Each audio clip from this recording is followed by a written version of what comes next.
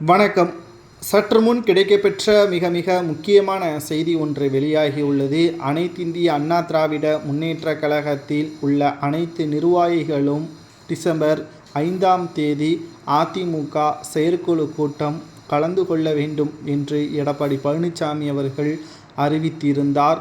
தற்பொழுது முன்னாள் அமைச்சரான செங்கோட்டையன் அவர்கள் செயற்குழு கூட்டத்தின் பொழுது அதிமுகவில் ஓபிஎஸ் அவர்கள் இணைய மறுக்க எடப்பாடி அறிவித்தால் நிச்சயமாக நாங்கள் எங்களது ஆதரவாளர்களுடன் ஓபிஎஸ் அணியில் இணைந்து கொள்வோம் என்று செங்கோட்டையன் அவர்கள் ஆதரவாளர்களுடன் பேசியிருக்கின்ற ஆடியோ ஒன்று சமூக வலைதளங்களில் வைரலாக பரவி வருகிறது.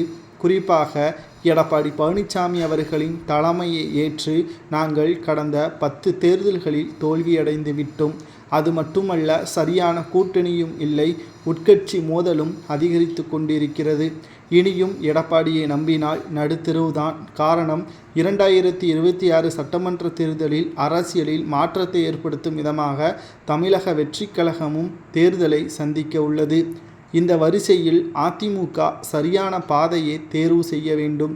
செயற்குழு கூட்டத்தில் எடப்பாடி ஓபிஎஸ் அவர்களையும் சசிகலா, வைத்திலிங்கம், மனோஜ் பாண்டியன் இவர்களை கட்சியில் இணைப்பதை பற்றி பேசிவிட்டால் நிச்சயம் அதிமுகவின் பயணம் தொடரும்.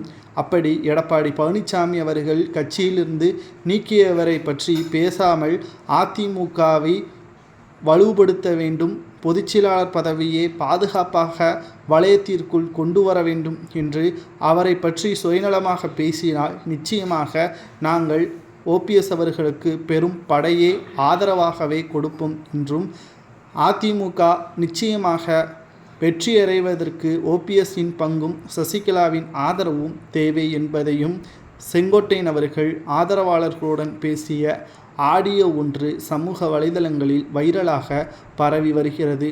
என்னதான் எடப்பாடி முதல்வராக இருந்தாலும் மக்கள் அவரை தேர்வு செய்யவில்லை.